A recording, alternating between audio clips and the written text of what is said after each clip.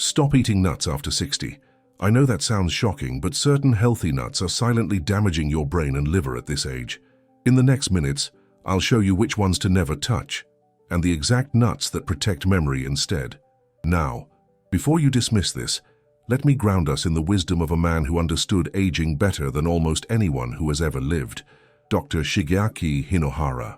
Hinohara lived past 100, not because of extreme diets or medical interventions, but because he believed something very different from modern medicine. He taught that longevity is not built through dramatic actions. It is built through small daily choices, repeated quietly, correctly, and consistently. And this is where nuts come in. After 60, your body becomes far less forgiving. Foods that once nourished you in your 40s and 50s can now, if the quality, storage, or dosage is wrong, begin to slowly poison you. Not overnight, not obviously, but steadily. Hinohara used to describe food as medicine, and nuts in particular are like medicine capsules from nature. Dense, potent, concentrated. But here's the part nobody tells you. Medicine that is stored improperly, taken in the wrong dose, or contaminated does not heal. It harms. This is where modern food culture has failed older adults. And this is where I want to introduce the only modern voice I trust on this subject, Dr. Mark Hyman. His message is simple but devastating to the food industry's narrative. It's not just what you eat. It's what that food has been through, how it was processed, how long it sat in a warehouse, how it was exposed to heat, light, air, mold, sugar, and salt. And nowhere is this more dangerous than with nuts. Because the grocery store will happily sell you large tubs of nut mixes labeled heart healthy, energy boosting, or brain food. But what I've seen, over decades of working with aging patients, is that many of these products quietly damage aging brains, strain the liver, stiffen arteries, and burden kidneys that are already working harder than they used to. The most dangerous part? These mistakes don't hurt right away. They show up months or years later as brain fog you can't explain, fatigue that never quite lifts, blood pressure that keeps creeping up, memory that feels just a little less sharp each year, and by then, no one connects it back to the healthy snack. Today we're going to change that, because in the next few minutes, you're going to learn which nuts you should never touch after 60, why your aging body reacts so differently to them now, and exactly which nuts, taken in the right amount, can protect your heart, your brain, and your independence. Before we go any further, take a moment and tell me in the comments where you're watching from. I read every single one, and it helps me understand who I'm speaking to. Now let's talk about the most dangerous mistake of all, the one almost no one is warned about.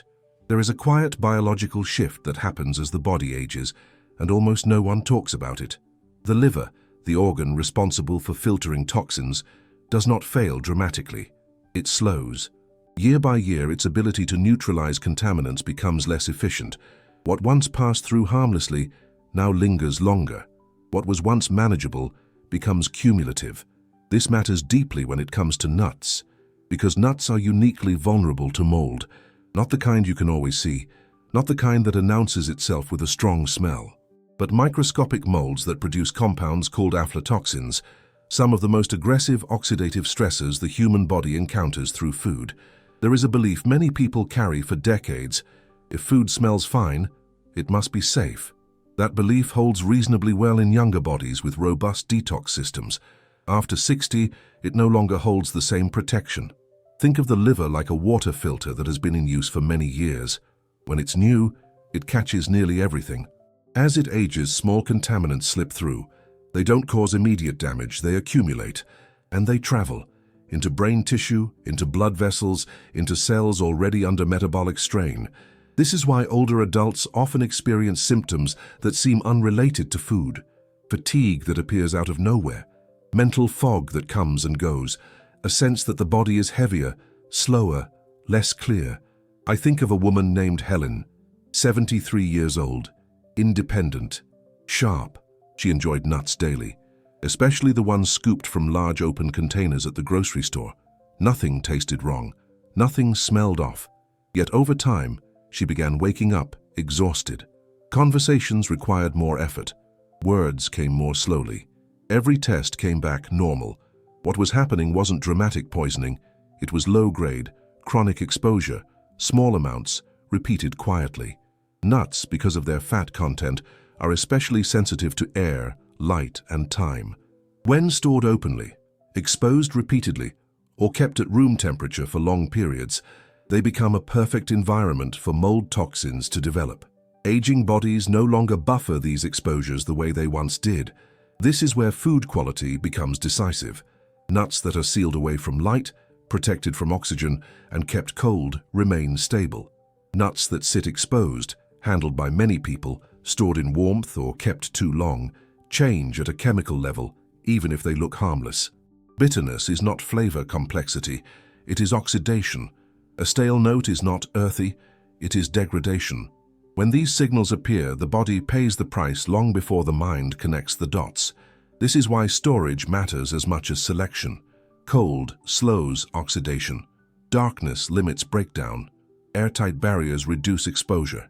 These are not preferences, they are protections, especially for an aging nervous system and liver that now require a higher margin of safety. Nuts at this stage of life are no longer casual foods, they behave more like concentrated compounds. When preserved correctly, they support health. When compromised, they quietly drain it. And this is only the first layer, because even perfectly stored nuts can become problematic once something else is added, something designed to make them more appealing, more addictive, and far more damaging to aging blood vessels. There is another transformation that happens after 60, and it has nothing to do with willpower or discipline. It is purely biological. The body's ability to handle sugar changes. Muscles become less responsive to insulin. Blood vessels lose elasticity. The inner lining of arteries, called the endothelium, becomes more fragile, more reactive, and far easier to injure. This is why foods that once felt energizing can later feel destabilizing. Flavored nuts sit directly in this danger zone.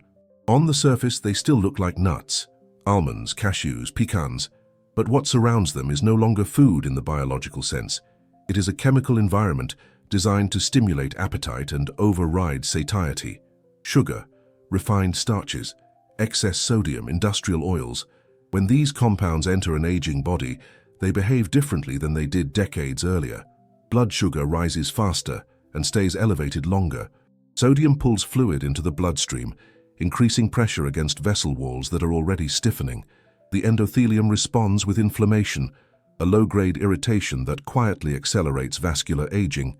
The damage is subtle, but cumulative. Imagine a vitamin sealed inside a candy shell. The nutrient is still there, but every benefit is diluted by the coating. Over time, the coating becomes the dominant signal to the body, not the vitamin. This is exactly how sweetened and heavily salted nuts function. I remember a man named Frank, 69 years old, active, thoughtful about his diet. Every afternoon he reached for a packaged trail mix labeled Heart Healthy. It contained nuts, dried fruit, yogurt coatings, and just enough salt to keep the hand moving back into the bag. His blood pressure began creeping upward. Nothing alarming, just a little higher each year. His doctor adjusted medications, but the trend continued. What was happening was not excess calories, it was signaling. Repeated insulin spikes, repeated sodium load, repeated endothelial stress. Aging blood vessels respond poorly to repeated insults, even small ones. Over time, they lose the ability to dilate efficiently. Nitric oxide, the molecule that keeps arteries relaxed and flexible, becomes harder to produce. Circulation suffers. The heart works harder. The brain receives less consistent blood flow. What makes this particularly insidious is the marketing. Words like energy, natural, and wholesome create a false sense of safety. But biology does not read labels. It responds to chemistry. In later life, food needs to calm the system, not excite it. It needs to stabilize blood sugar, not spike it. It needs to support vessels, not inflame them. This is why the same nut can behave like nourishment in one form and like a stressor in another. The difference is not the nut itself. It is what has been added and how often that combination is repeated. And just when it seems that choosing plain nuts solves the problem entirely, there is another layer, one that surprises even careful eaters, because sometimes even healthy nuts become harmful, not because of sugar or salt, but because of something far more subtle, excess of a good thing. There is a belief that once a food is labeled beneficial, more of it must be better. That belief collapses after 60, because aging changes not only how the body absorbs nutrients, but how it clears them. The kidneys, much like the liver, do not fail loudly. They become selective, slower, less forgiving of excess. This is where Brazil nuts enter the conversation. They are celebrated for one reason: selenium, a trace mineral essential for thyroid signaling, antioxidant defense, and immune balance. In small amounts, selenium is protective. It supports cellular repair and reduces oxidative stress. But selenium has a narrow therapeutic window, and aging kidneys do not flush excess minerals with the same efficiency they once did. Think of selenium like iodine. A few drops correct a deficiency. A spoonful overwhelms the system. The line between nourishment and toxicity is thin, and it is crossed quietly. Brazil nuts contain more selenium than almost any other food. One nut can provide a full day's requirement. Two can exceed it. A handful repeated daily creates accumulation, not immediately but steadily. Excess selenium does not announce itself with dramatic symptoms. It shows up as tingling in the hands or feet, changes in hair texture, increased shedding, subtle nerve irritation, a vague sense that something is off. I recall a man named Robert, 76 years old, disciplined. He had read that Brazil nuts supported thyroid health and decided to include them daily, a handful each morning. Months later, he noticed tingling in his fingers and thinning hair along the temples. Blood work was inconclusive. Neurology exams were unremarkable. The issue wasn't deficiency, it was quiet excess. The aging nervous system is particularly sensitive to mineral imbalance. Nerves rely on precise electrolyte signaling. When trace elements accumulate beyond tolerance, that signaling becomes distorted. Not enough to cause paralysis, just enough to create irritation and dysfunction. This is why longevity nutrition is not about chasing superfoods. It is about respecting dosage. The body after 60 no longer benefits from nutritional enthusiasm. It benefits from precision, rotation, moderation, variety. Relying heavily on a single nut, even one with legitimate benefits, creates imbalance. The body thrives on distribution, not concentration. Brazil nuts are not dangerous by nature. They are powerful, and power, when misunderstood, becomes problematic. This realization reframes the entire conversation around nuts.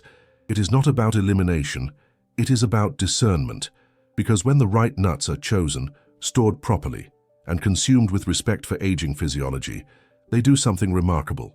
They stop being snacks altogether. They begin to behave like daily medicine for the brain and heart. There is a quiet fear that settles in for many people as they age, a fear of fat. It comes from decades of messaging that framed fat as dangerous, indulgent, something to be avoided in the name of heart health. That message lingered long after the science moved on, and in older bodies, that avoidance often creates a different problem entirely, because after 60, the brain and the heart depend more heavily on specific fats to function well. Walnuts and almonds occupy a unique position here, not because they are trendy, not because they are exotic, but because their biological effects align almost perfectly with the vulnerabilities of aging tissue. Walnuts are rich in plant-based omega-3 fatty acids. These fats integrate directly into brain cell membranes, where they reduce inflammatory signaling and stabilize neuronal communication. Aging brains are more prone to inflammation, which disrupts memory, focus, and emotional regulation. Omega-3s act like insulation on aging wiring, preserving signal clarity where interference would otherwise increase. Almonds work differently, but just as powerfully. They support nitric oxide production, the molecule responsible for relaxing blood vessels. As arteries age, they lose flexibility. Blood flow becomes less responsive. The heart compensates by working harder. Nitric oxide restores some of that lost adaptability, allowing vessels to open and close with less resistance. Together, these nuts address two central aging challenges at once: cognitive inflammation and vascular stiffness. Think of them like oil applied to old hinges. The structure is still there, the design still works, but without lubrication, movement becomes strained. With the right oil, motion returns smoothly, quietly, reliably. I remember a woman named Linda, 71 years old. She didn't change her entire diet. She didn't follow a rigid plan. She simply began including a small, consistent amount of these nuts as part of her daily rhythm. Over time, she noticed steadier energy, fewer afternoon crashes. Conversations felt easier, names came more quickly. Nothing dramatic, just a sense that her system was running more smoothly. What makes this particularly important is timing and digestion. Aging digestion produces less stomach acid and fewer digestive enzymes. Large quantities of dense foods can feel heavy, lingering longer than they should. Smaller portions, chewed thoroughly, integrate more cleanly into the system. In this context, walnuts and almonds stop functioning as snacks altogether. They become signaling tools, communicating safety to blood vessels, stability to neurons, and consistency to metabolic rhythms. They are not eaten randomly.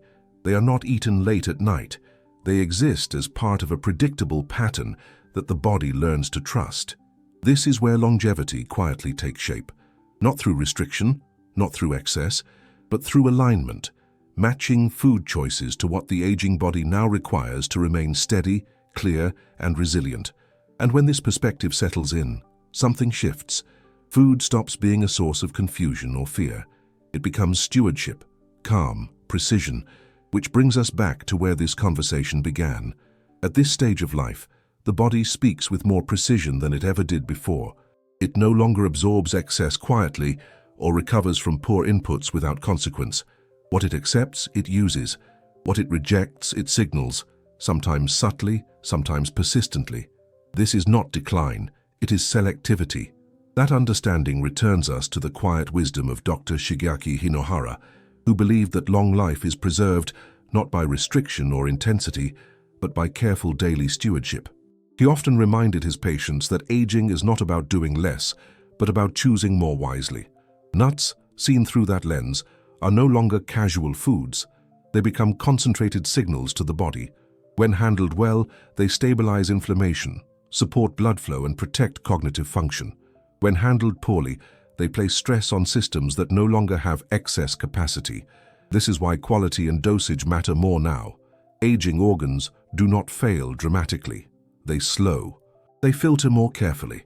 They respond more clearly to what passes through them. What once seemed harmless can now leave residue. What once provided benefit can become burdensome if taken without restraint. There is dignity in recognizing this shift. The body is not fragile, it is precise. This is also where the perspective of Dr. Mark Hyman fits so naturally. Food quality determines whether nourishment supports healing or fuels inflammation. The difference is often invisible at the surface, but unmistakable in its long-term effects. Eating well at this stage is not about eating more or less. It is about eating deliberately. Fewer ingredients, better sources, clear boundaries. When food is treated as medicine rather than entertainment, clarity improves.